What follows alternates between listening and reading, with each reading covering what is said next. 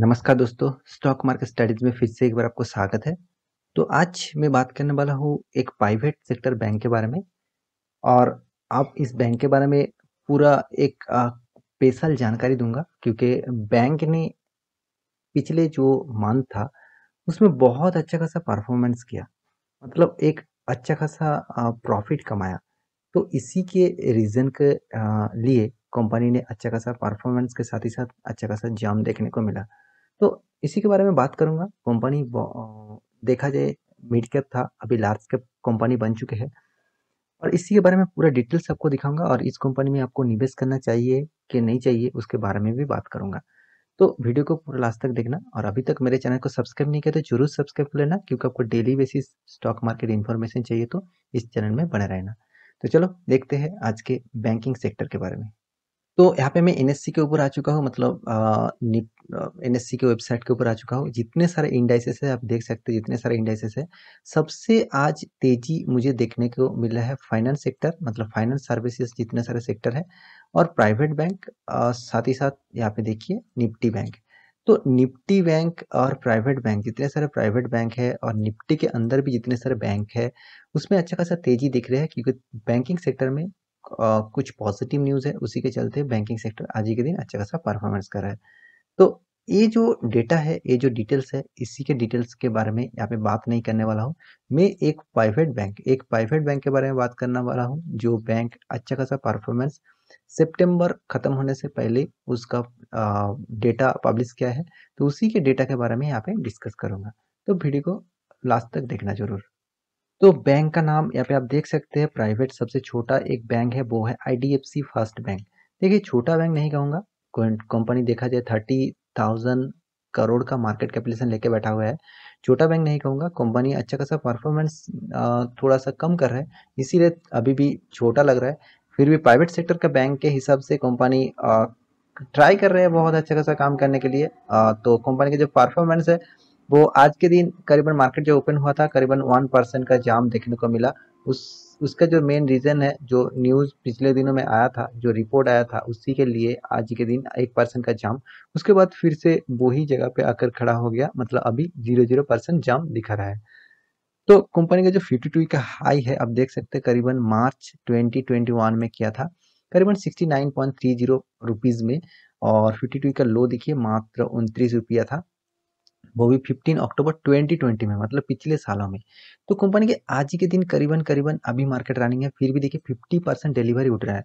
मतलब देखिए कंपनी में डिलीवरी उठने का दो रीजन है। एक रीजन कंपनी का प्राइस रेंज छोटा है, दूसरा रीजन प्राइवेट सेक्टर का बैंक में एक अच्छा खासा न्यूज आया है, इसी के चलते हुए भी यहाँ पे डिलीवरी अच्छा खासा देखने को मिला है। देखिए कोई भी कंपनी में 50% से ज्यादा डिलीवरी उठ रहा है, मतलब कंपनी में तो कुछ डेटा अच्छा खासा है। साथ ही साथ और भी एक कारण से भी डिलीवरी उठते हैं, जो है न्यूज बेसिस। कोई भी कंपनी में न्यूज आ जाता है तो अच्छा खासा यहाँ पे डिलीवरी उठने को देखने को मिल सकता है आपको। तो एक कंपनी में भी आज ही के दिन करीबन 50% का डिलीवरी अभी तक उठा चुके हैं, फिर भी मार्केट रनिंग है। इस डेटा आप चेंज हो सकते हैं, आप डेटा जाकर चेकआउट कर सकते हैं। तो कंपनी का जो न्यूज़ है उसी के बारे में पहले आपको दिखा दूँ, उसके बाद बाकी डेटा आपको दिखा देता हूँ। तो यहाँ पे जो न्यूज़ है आईडीएफसी बैंक का, वो आप देख सकते हैं। आईडीएफसी बैंक, जो आईडीएफसी एक्चुअली फास्ट बैंक है, जो यहाँ पे देखिए क्लोक्स 10% लोन ग्रोथ, मतलब इसका जो लोन देने का काम है एक्चुअली, जितने सारे प्राइवेट बैंक है, जितने सारे बैंकिंग सेक्टर है, उसका जो मेन बिजनेस है वो है लोन बिजनेस, मतलब लोन देके ही पैसा कमाता है। तो लोन का जो बिजनेस है वो ग्रोथ हुआ है, जबरदस्त ग्रोथ हुआ है, 10% ग्रोथ, मतलब आप मान के चलिए जबरदस्त ग्रोथ। करीबन करीबन यहाँ पे आप देख सकते हैं 1,17,243 करोड़ का टोटल क्वार्टर टू रिजल्ट आने से पहले इतना प्रॉफिट कंपनी दिखा चुके हैं। तो आप मान के चलिए कंपनी में एक पोटेंशियल तो जरूर बनता ही है। तो इसी के डेटा यहाँ पे मैं आपको दिखाऊंगा। करीबन यहाँ पे डेटा का एक समरी दिया गया है, 9.75 करीबन परसेंटेज ग्रोथ देखने को मिला। तो ये जो डेटा है, आईडीएफसी फास्ट बैंक आप सभी जानते हैं प्राइवेट सेक्टर का बैंक है। इस बैंक का जो डेटा है यहाँ पे देख सकते हैं, ट्यूसडे के दिन यहाँ पे अनाउंसमेंट किया गया है। 9.75% का ग्रोथ देखने को मिला, करीबन 1,17,000 करोड़ का। वो भी कितना, 13 सितंबर, मतलब एंड ऑफ 13 सितंबर, इस मंथ का एंड होने से पहले इतना अच्छा खासा परफॉर्मेंस किया। कंपनी का जो ग्रोस, यहाँ पे देखिए ग्रॉस फंडेड एसेट, मतलब कंपनी का जो एसेट है वो भी अच्छा खासा ग्रोथ देखने को मिला, करीबन सॉरी 1,06,828 करोड़ का यहाँ पे टोटल ग्रोथ देखने को मिला। साथ ही साथ कंपनी का जो डिपॉजिट, मतलब कंपनी जिस तरीके से डिपॉजिट करते हैं, कंपनी में कितना डिपॉजिट है। देखिए कंपनी का अर्निंग कहाँ से होता है, जितने सारे बैंकिंग सेक्टर में फंड डिपॉजिट करेंगे, जितने सारे कंपनीज फंड डिपॉजिट करेंगे तो उसमें ही प्रॉफिट होंगे। तो करीबन 20.8% का company year of year basis jump किया, करीबन 83,793 करोड़ का टोटल इस क्वार्टर में टोटल प्रॉफिट किया, मतलब टोटल डिपॉजिट कंपनी ने किया है। तो डिपॉजिट जितने बैंक में होंगे तो बैंक उतना अच्छा खासा लोन दे पाएंगे, तो इसी का फायदा बैंक को ही होगा। तो ये डेटा आपको जरूर देखना चाहिए। और जितना सारे करेंट अकाउंट है, मतलब कंपनी में जितने सारे बैंक होता है, दोनों दो टाइप का, बहुत सारे अकाउंट टाइप होता है, ज्यादातर आप जानते होंगे saving account and current account. तो ये जो डेटा था ये टोटली डिपॉजिट जो है वो टोटली सेविंग अकाउंट का था। करेंट अकाउंट में भी अच्छा खासा सेविंग मतलब डिपॉजिट हुआ है, करीबन करीबन 51.9% का यहाँ पे जंप देखने को मिला। तो ये जो दोनों जो पॉजिटिव न्यूज़ है, इस पॉजिटिव न्यूज़ के चलते हुए बैंक ने एक स्टेबिलिटी जगह पकड़ लिया है। फिर भी देखिए कोई भी एक क्वार्टर में अच्छा खासा परफॉर्मेंस हो जाएगा तो बैंक रॉकेट बन जाएगा। ये कभी नहीं, रॉकेट बन सकता है मगर उतना दूर तक जा नहीं पाएंगे जब तक कंपनी का परफॉर्मेंस लॉन्ग टर्म के लिए अच्छा खासा नहीं बन जाते। तो इसी के बारे में आपको देखना चाहिए, इसी के बारे में आपको सोचना चाहिए। तो कंपनी का परफॉर्मेंस आपको मैं एक बार दिखा देता हूँ, तब आपको लगेंगे कंपनी कितना अच्छा खासा है। तो कंपनी का जो मार्केट कैपिटलाइजेशन के है वो आपको मैं पहले ही बता चुका हूँ, करीबन 30,000 करोड़ का मार्केट कैपिटलाइजेशन। इसका पीयूरेसी यहाँ पे आपको नहीं डेटा दिख रहा है क्योंकि पीयूरेसी बहुत लो लेवल में है। करंट प्राइस जो है वो 48 मान के चलिए प्राइस है। इसका हाई लो तो मैं पहले ही बता चुका हूँ। कंपनी अभी तक डिविडेंड नहीं दिया है, मतलब कंपनी उतना अच्छा खासा अर्निंग नहीं किया, तो इसलिए डिविडेंड भी कंपनी नहीं दिया है। कंपनी का फेस वैल्यू अभी भी 10 रुपये है। कंपनी एक बार भी अभी स्प्लिट नहीं किया है। तो कंपनी का जो रिटर्न ऑफ कैपिटल एम्प्लॉयड और रिटर्न ऑफ इक्विटी, ये दोनों मुझे बहुत वीक लगा। देखिए आप हर कोई बैंक में देख लेना, जितने सारे प्राइवेट बैंक, जितने सारे गवर्नमेंट बैंक है, उसमें आपको 10% से नीचे return of equity and return of capital employed देखने को मिलेगा। तो इसका मतलब ये नहीं ये बैंक भी खराब हो गया, ये बैंक भी ठीक ठाक है, अभी तक ठीक ठाक है। फिर भी कुछ परफॉर्मेंस मुझे खराब लगा, तो इसीलिए इस बैंक के ऊपर आपको निवेश करने से पहले सोचना चाहिए। तो कंपनी का जो पॉजिटिव थिंकिंग है वो एक भी मुझे यहाँ पे देखने को नहीं मिला, मतलब टोटली पॉजिटिव थिंकिंग यहाँ पे नहीं है। तो नेगेटिव थिंकिंग जो है, मतलब नेगेटिव इशू जो है, वो कंपनी एकदम इंटरेस्ट लो इंटरेस्ट में चलते हैं। साथ ही साथ कंपनी का जो डिविडेंड है वो भी कंपनी अभी तक नहीं दिया है। साथ ही साथ इसका जो रिटर्न है, इक्विटी, रिटर्न ऑफ इक्विटी है, वो भी बहुत कम है। 3 साल में माइनस में रिटर्न ऑफ इक्विटी है। और साथ ही साथ कंपनी का जो कर्जा है, करीबन देखा जाए 2,13,000 का करोड़ का कर्जा है। तो ये सारे चीज आपको देखना है कोई भी स्टॉक पिक करने से पहले। तो उसी के बारे में बात कर रहा हूँ यहाँ पे। और कंपनी का जो प्रॉफिट एंड लॉस के बारे में बात करूँ, कंपनी जिस तरीके से प्रॉफिट प्रॉफिट किया है आप वो भी देख सकते हैं। करीबन 2015 के बारे में बात करूँ तो यहाँ पे 3 करोड़ का लॉस हुआ था। 16 में तो बहुत अच्छा खासा प्रॉफिट किया, 467। 2017 में 1,000 करोड़ का प्रॉफिट। 18 में करीबन 59,000 करोड़ का प्रॉफिट। 19 में जबरदस्त लॉस किया, करीबन 2,000 करोड़ का लॉस। उसके बाद 2020 सालों में तो और भी लॉस, 2,800 करोड़ का लॉस।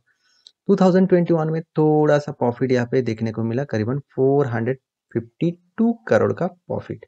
तो ये सारे चीज देख को मुझे लग रहा है कंपनी बहुत वोलाटिलिटी है, बहुत वोलाटिलिटी, मतलब अप्स एंड डाउन बहुत है। तो इसमें आपको निवेश करना ही है तो आप सारे डेटा को चेक करिए, उसके बाद आपको लगे कि हाँ कंपनी ठीक ठाक फ्यूचर में परफॉर्मेंस करेंगे तो आप निवेश कर सकते हैं। मेरे हिसाब से इस टाइप कंपनी से आप ज़्यादा दूरी रहे तो अच्छा है, क्योंकि कंपनी का जो परफॉर्मेंस है अभी भी मुझे ठीक ठाक नहीं लग रहा है, क्योंकि कंपनी बहुत बार लॉस मेकिंग कंपनी बन गया था।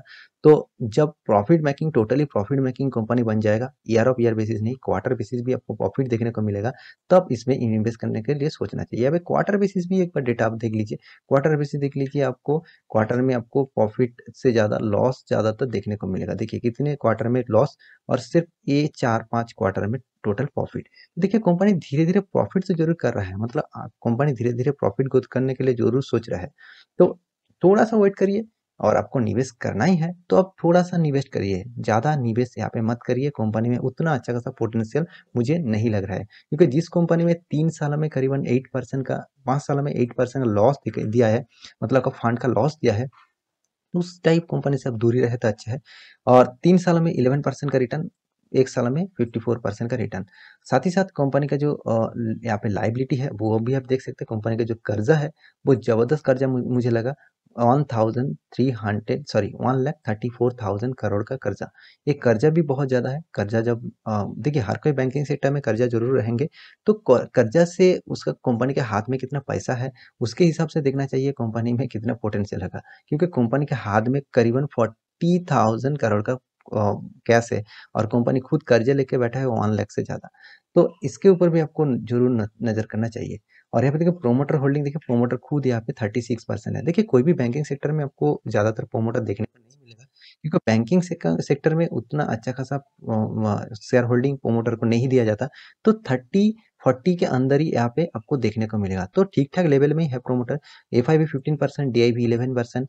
और पब्लिक देखिए सबसे ज़्यादा माल खरीद के रखा है, क्योंकि पब्लिक को इसी टाइप कंपनी में निवेश करने के लिए पब्लिक ज़्यादातर उत्सुक रहता है।